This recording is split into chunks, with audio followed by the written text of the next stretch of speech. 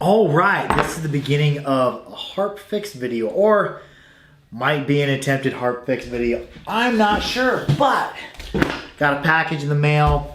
My friend and fellow North American jaw harpist Porky Miller sent me his broken harp a while back, or years back. He broke one of his harps and was wondering if I could fix it, and I might be able to. I'm not sure yet. So let's go ahead and get this cut open.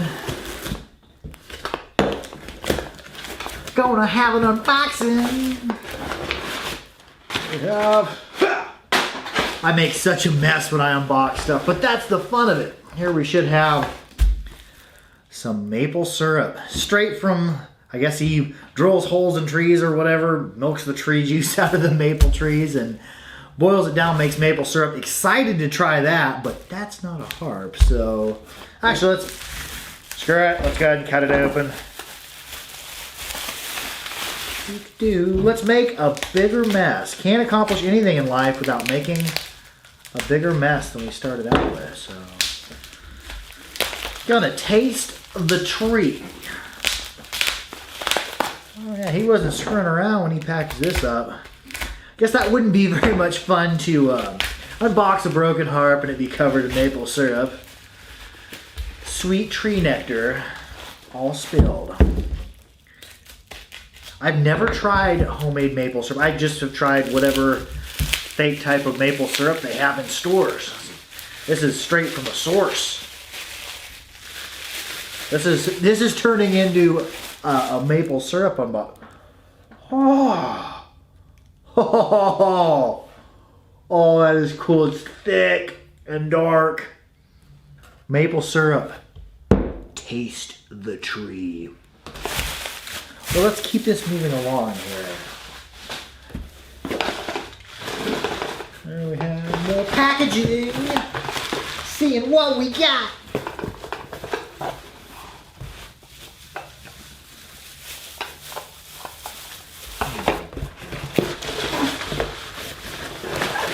Okay, nothing else in there. Sometimes paper can lead us astray. What we got in here? Should be a broken jaw harp. I have a big wooden. Oh, I dig his wooden case.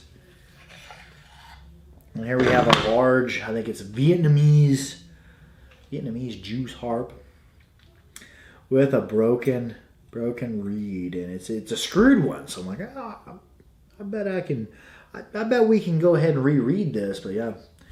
Big one. I think this is the same one that Matt Tastic used in some of his more popular juice harp, like his Techno Sandstorm.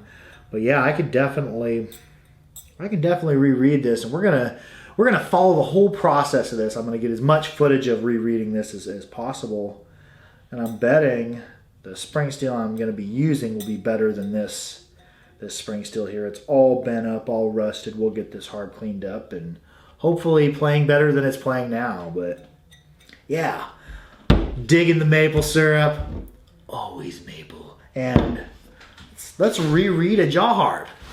All right, here we have, look at the broken harp, broken reed. Nothing else is really wrong with it. Screwed reed. Well, go ahead and take this off.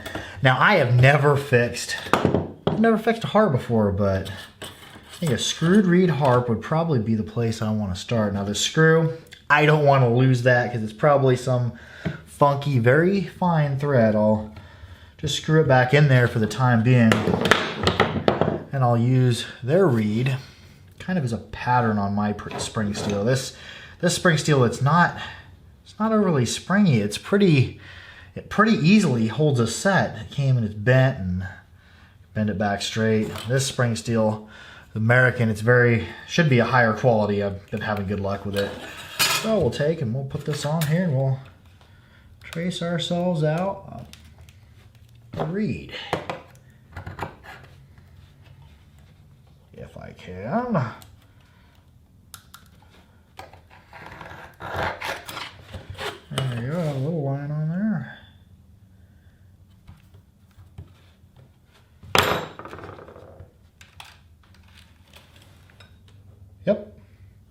that. Same taper as our reed.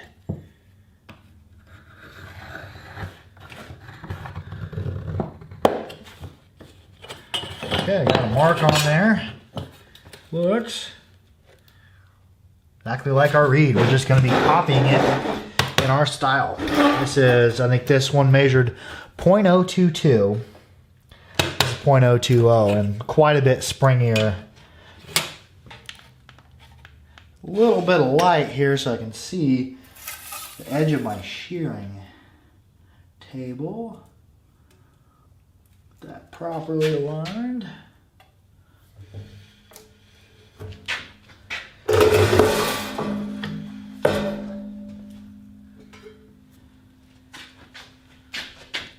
There we have a copy of that reed. Now their reed was it's really dull. There's almost no edge to it at all. It's just flat metal. I found that doesn't make good sound, so we're gonna go ahead and we're gonna grind a single bevel on this, which is my favorite one to grind, is a single.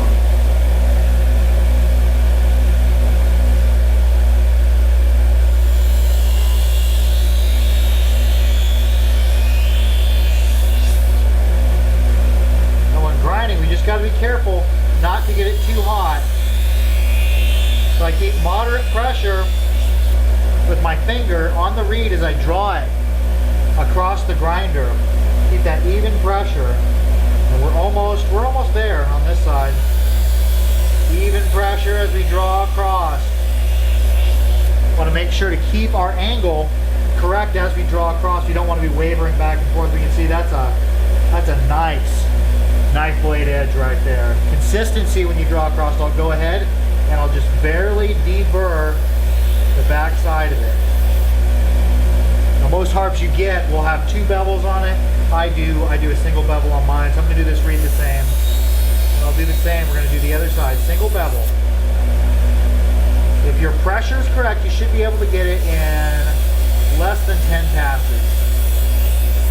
If your reed starts to heat up, I just hold it right in front of the air coming off of my wire wheel, and that will help cool it down. A few more passes, I think.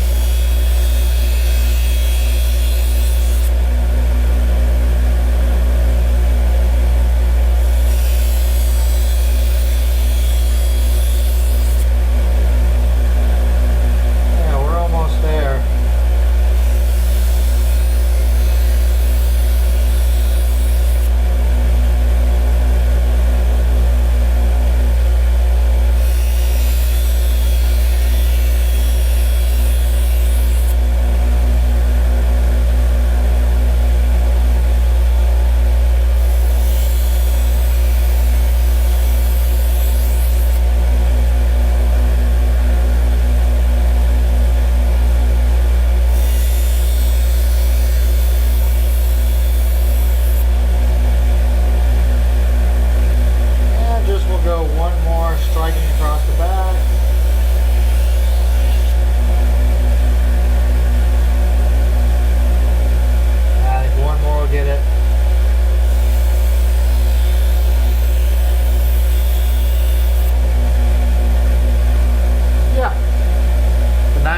blade edge, both sides.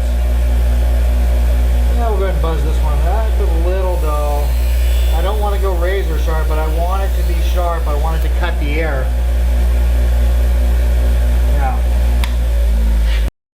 Yeah. Got the, like this is a 220 grit whetstone. Maybe it's 400. I don't really remember. It's pretty smooth. Not very harsh of a grit. We're just going to take, with water on it, careful not to cut yourself. I'm just going to take that burr off from the grinder. The grinder leaves a little bit of a burr. Just knocking that burr off. Using the stone to smooth it out. And you can feel, if you run your hand along there, no little imperfections, no burrs. Here's the side I haven't done yet. I can feel little imperfections on the edge of there. We'll just take them off. Right on the stone. This is the easiest way. I'm still pretty new to making harps, and this is the only time I've ever fixed one. But I find this a good way to knock that burr off.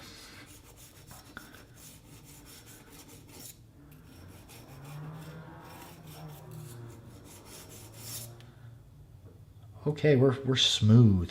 And I take it one step further. Here's a trick I found from sharpening axes. And we'll draw our edge. See if I can get to where you can see it. Draw my edge across the wood twice. And then I'll go ahead and I'll do the same motion I did on the stone on the wood. Wood will really smooth out fine burr that our stone left on there. Go once, twice, and just smooth. I want the edge of that reed to be smooth. If I leave a burr on there, it makes it sound, the harp sounds fuzzy. I don't like that, but yeah. This is where we're wanting to get right here. All right, now here we are. In a little bit more uncharted territory. I'm gonna set this where it looks like it is most absolutely even with the outline of the old reed. Straight as possible. Went ahead and set up my little makeshift table I made for my vise. I showed that in previous videos. I'm going to go ahead and mark out this hole with a Sharpie.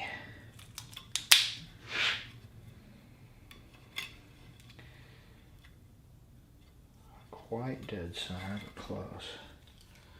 I wonder if it might help if we clamp this down. We'll just use these vices here. First thing, I do not want to drill into that. I want another block on top of that if I can. I don't want to drill into my table I made. Clamp it down. There's no way I'd be able to hold that by hand, I'm pretty sure.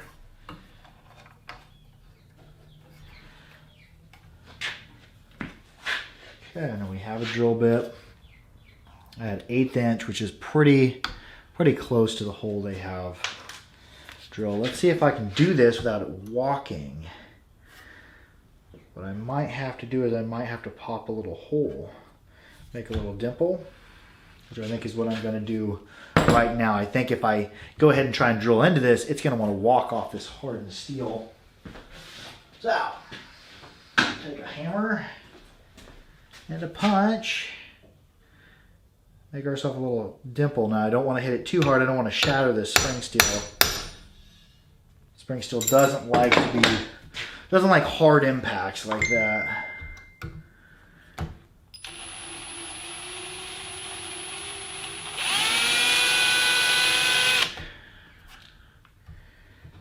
Off center. Come on, come back in. We're still a little off center. I might have to recut the reed, regrind it, I don't know. This is uncharted territory. I have a punch, but my punch for some reason is broken.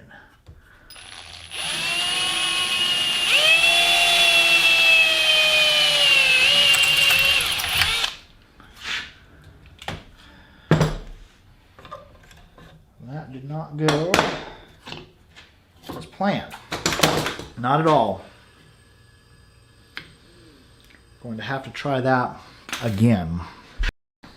All right, second attempt, went ahead and remade the reed, and this time instead of grinding it all the way back to where it would be screwed at, I stopped my grind shy of that. I think when I ground that off and then when I went to drill through it, there just wasn't enough meat left on the reed. We're gonna go ahead and remark this. Well, hello, motorcycle driving by outside. How are you? As close as possible. Get the marker. There we go. That's pretty dang near center there. That's good. Nice little dot on there. Let's see. I can make a little pock mark, exact center.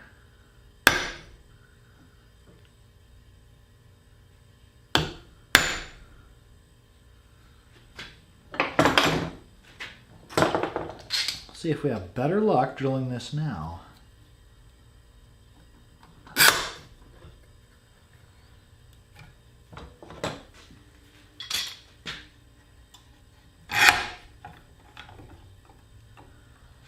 Come on now, second time. Is it the charm?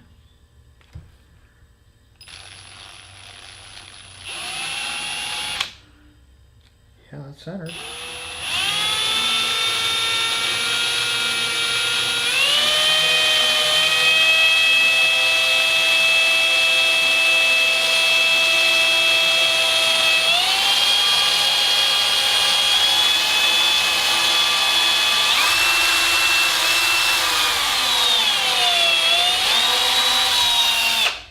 Ooh, this drill bit is dull after drilling through that one time. That spring steel, it's got some hardness to it.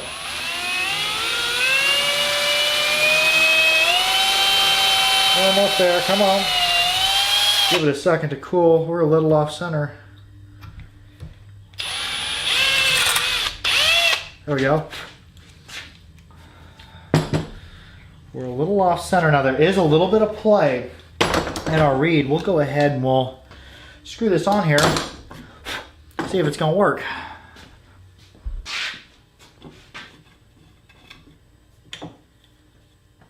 Take the screw out of here.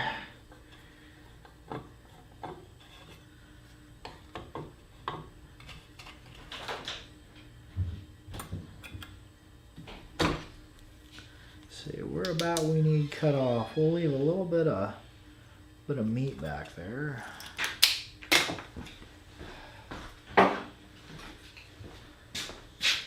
Pair of snips.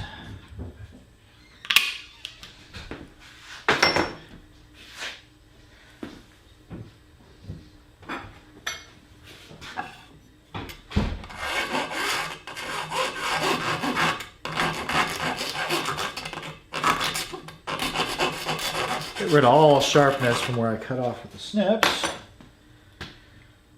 Let's see if and how it fits. New territory.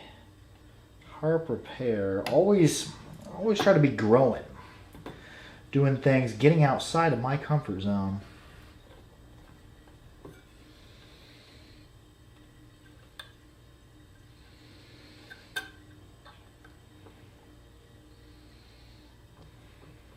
As I'm tightening it down, it's wanting to tweak the reed, the direction that I'm tightening. It's interesting. Let's see if we can mark out where we want our bend.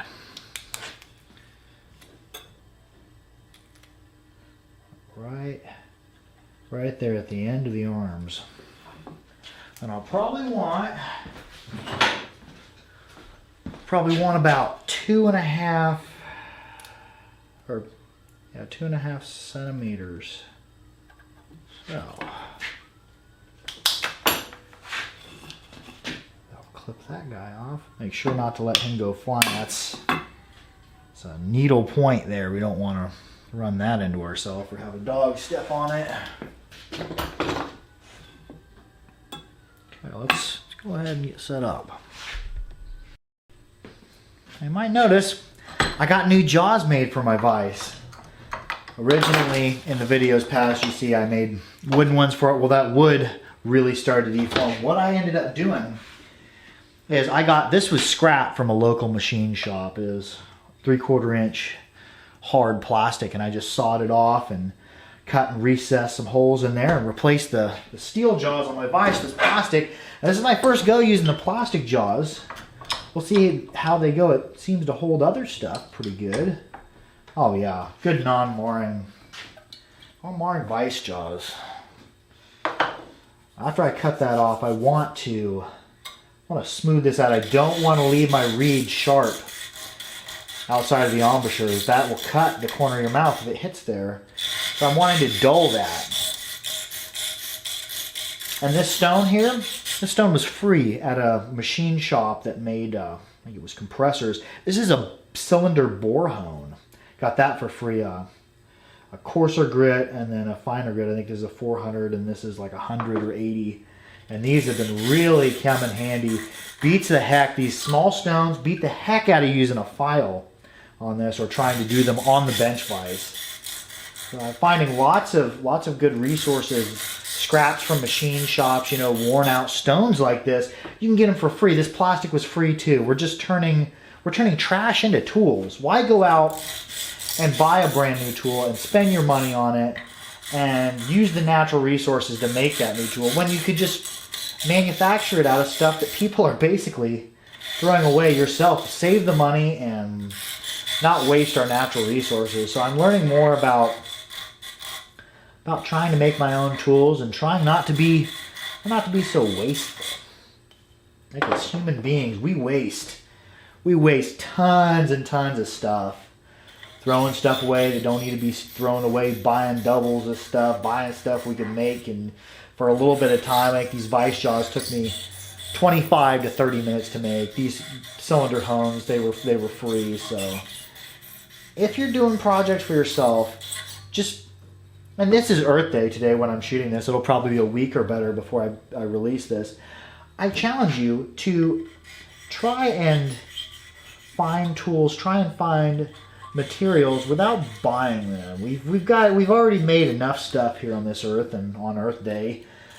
Why not spend a little bit of time recycling or repurposing stuff? That's what I'm going to try to do more in the future. I haven't always been great at that, but working at that. And what I'm doing here is I'm pulling my reed back so that I can get just a little bit into the area that contacts the embouchure. I want to dull it there, just slightly. Because if that's where my corner bend is going to be made, and if that contacts the corner of somebody's mouth, I don't want it to cut them. I play it on harps that happens on. I don't like it when that happens. All right, so we're ready to go ahead and put a bend in this. My mark kind of washed off there from the water from the stones, but let's go ahead and let's remark that. Mark the end where my bend goes. And normally with my crimped harps, I go ahead and make my bend while it's still in here. I think, just for the fun of it, I'm going to take it out. I have the option of taking this reed out. Why not just take it out to make this bend? Make things a little bit easier on myself. Now this screw, I'm going to run this back in here because in my life I found if you run a screw back in, you won't lose it. If you leave it sitting on a table, it gets bumped. Cat or a dog will knock it off, their kid, whatever. Put it back, put your screws back. It won't get lost. Now let's go ahead and let's rig up some fire here. Been making my bends with candles. Now they provide just enough heat.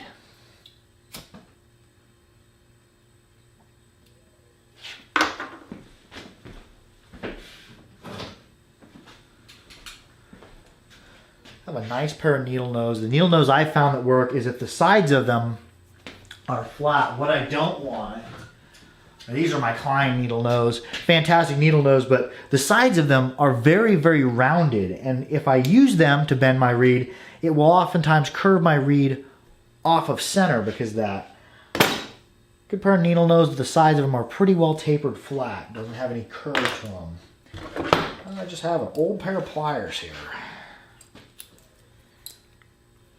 I'll clamp my pliers right here at my mark.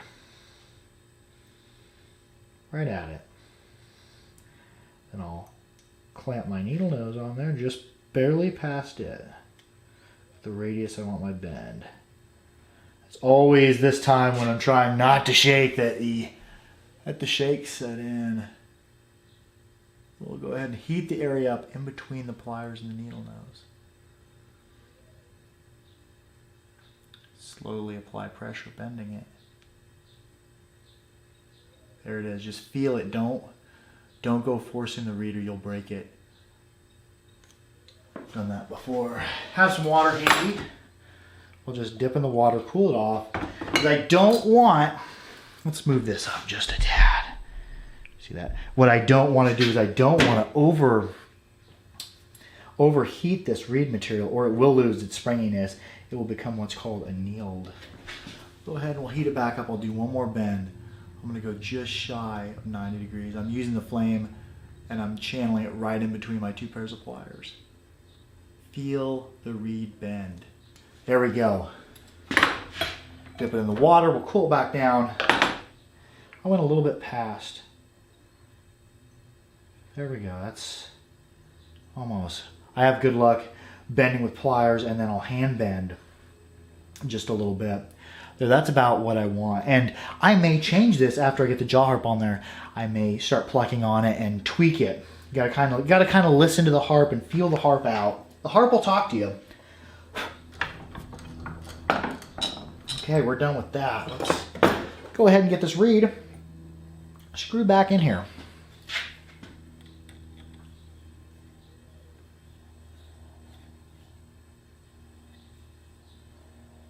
Oh, before I screw this back in here, I think what would be smart is go ahead and do my coil, do my loop on the end of here.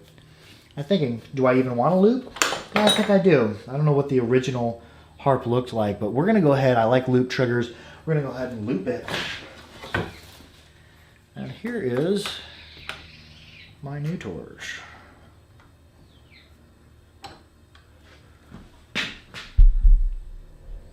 Went ahead, my big plumbing torch. No good, it was too dang big.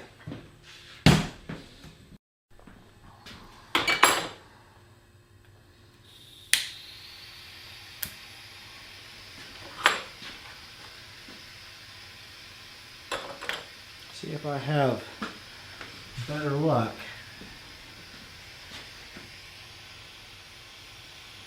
Doesn't seem to be getting very hot.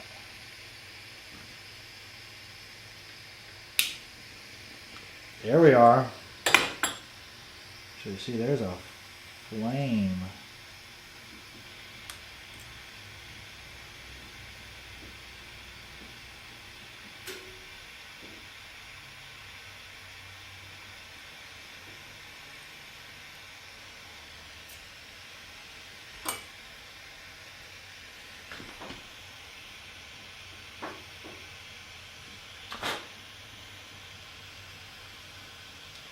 Keep it right on the tip of that flame.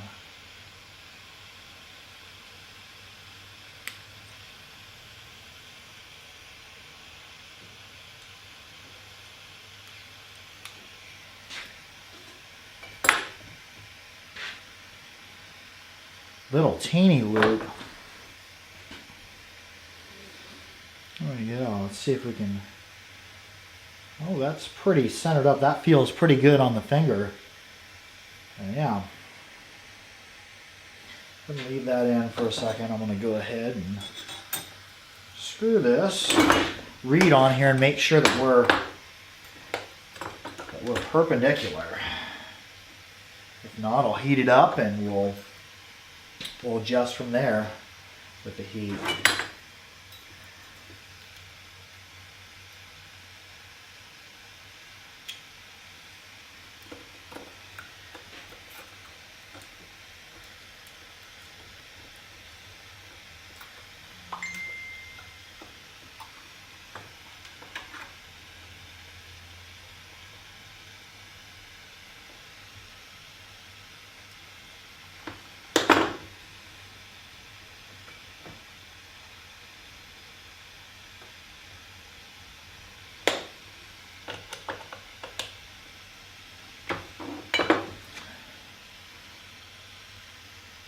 Oh yeah, we're nice and perpendicular bent, so we can go ahead and set this torch off.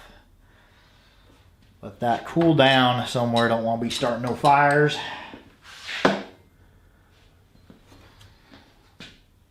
our gaps, they're very tight. They're too tight. What I'm gonna have to do is I'm gonna have to adjust the frame just a little bit.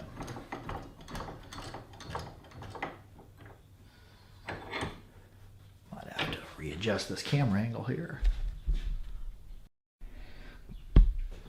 All right, have a sip of water. You're chilling with me today. wow, my bench here is a mess. A few things. See if we can turn this. There we go. That's the medicine right there. My head might be down in the way here from time to time. So, we're a little bit too tight. I can remedy that by pulling out just a hair. I went ahead and got a little piece of an old belt, repurposed an old belt that goes back to that idea of reusing everything. I'll torque out on this frame a little bit. Now, I've never done much with brass, so I don't know if this will break it, but we'll either get a harp that's fixed or I'll break it in the process. Either way, no love lost. Hopefully not the break it. Take it out of the vise, release the jaws. Oh man, those plastic jaws are working out. They're working out all right. Oh, see here. I was like, this one needs to come out just a little bit more. I want to get these gaps as evenly as possible. The more even the gaps, the better the sound. I'm just going to make small adjustments. I found if you get wild, whether you pull hard or you push hard, what tends to happen is you tend to go too far, then you have to come back.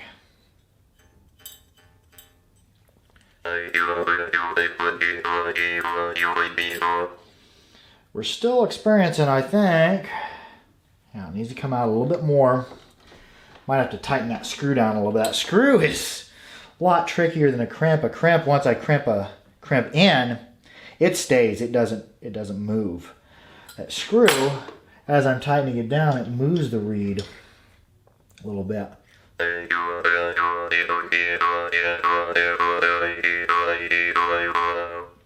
Let's go ahead and let's tighten the screw just a little bit tighter. Might move my reed a little bit. I'll make adjustments from there. But there it is. That's tight as we can get her.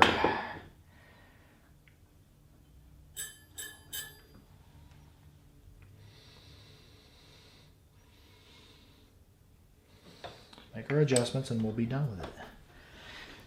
I think this was a very expensive harp to begin with. I think it's Vietnamese. Probably anywhere from $10 to $20, depending on where you get it. This spring steel, once we get it adjusted right, should do a lot better than the steel that was in there. These gaps evened up. I spend probably about as much time truing up gaps as I do anything else on harp.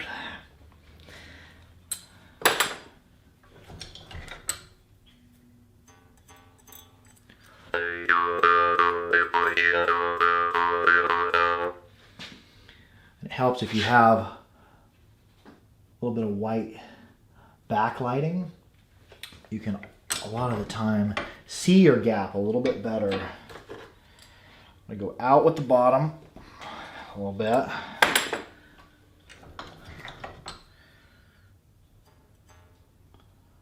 I need to go in with the top, so I'll slide it down. I'll clamp it there. And I'll just give it just a little bump inward. Little one.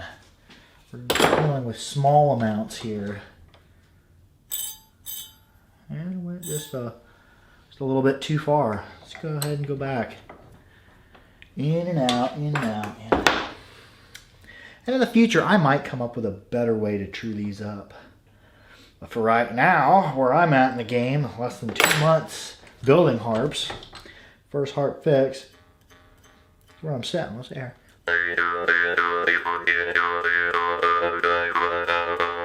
There we go.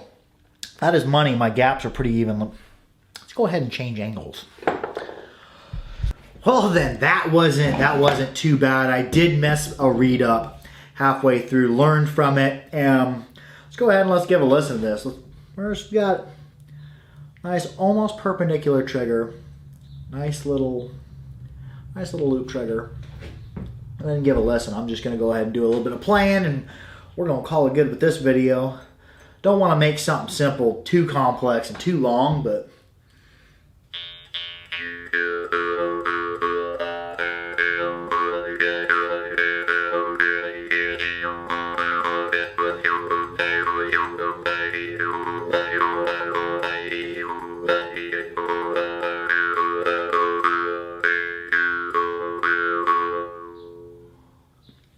we didn't do too awful bad for an untuned, cheap Vietnamese harp fix. So it don't sound bad, and it's going to sound better over time as this good American spring steel begins to break in. And I think that this is going to be a much, much more durable reed than that other reed. That other reed, the steel on it, it took a set really easy. It felt soft. It wasn't springy. Well, this might be a little bit better.